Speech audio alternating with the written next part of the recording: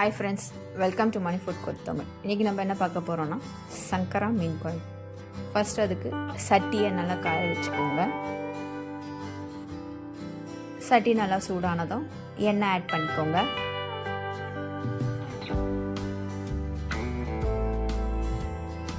எண்ணெய் காய்ஞ்சதும் வெந்தயம் ஆட் பண்ணிக்கோங்க. சின்ன வெங்காயம் ஆட் பண்ணிக்கோங்க.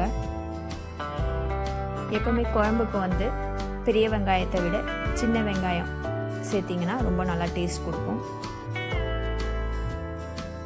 இது வரைக்கும் நம்ம சேனலை சப்ஸ்கிரைப் பண்ணாதவங்க மறக்காமல் சப்ஸ்கிரைப் பண்ணிடுங்க. வெங்காயம் நல்லா வதங்கினதும் 2 தக்காளி ஆட் பண்ணிக்கோங்க. நல்லா பழமாக இருக்கிறதா பார்த்து ஆட் பண்ணிக்கோங்க.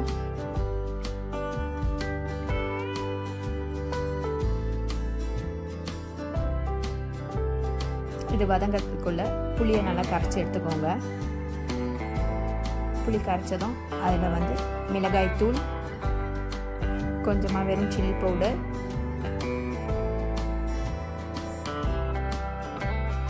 மஞ்சத்தூள்,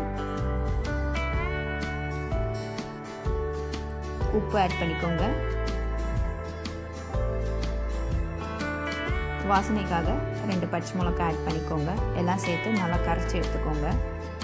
தண்ணி எவ்வளோ தேவையோ அதையும் இதுலேயே ஆட் பண்ணிக்கோங்க. இது நல்லா வதங்கினதும் கருவேப்பிலை ஆட் பண்ணிக்கோங்க.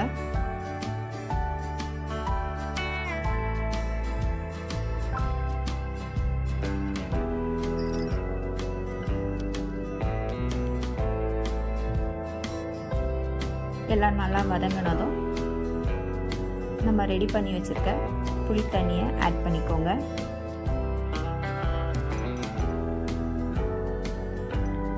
நல்லா கொதிக்கட்டும். கொதித்ததும் ஸ்லோவில் வச்சுட்டு க்ளீன் பண்ணி வச்சுருக்க மீனை ஆட் பண்ணிக்கோங்க.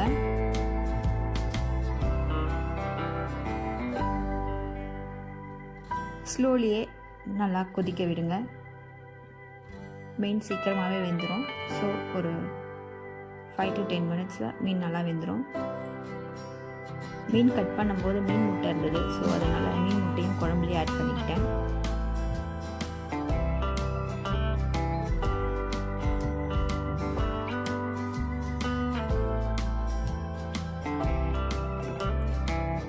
இப்போ பார்த்தீங்கன்னா தெரியும், நல்லா மீன் வெந்துடுச்சு. ஓகே ஃப்ரெண்ட்ஸ், இந்த வீடியோ பிடிச்சிருக்கோன்னு நினைக்கிறேன்.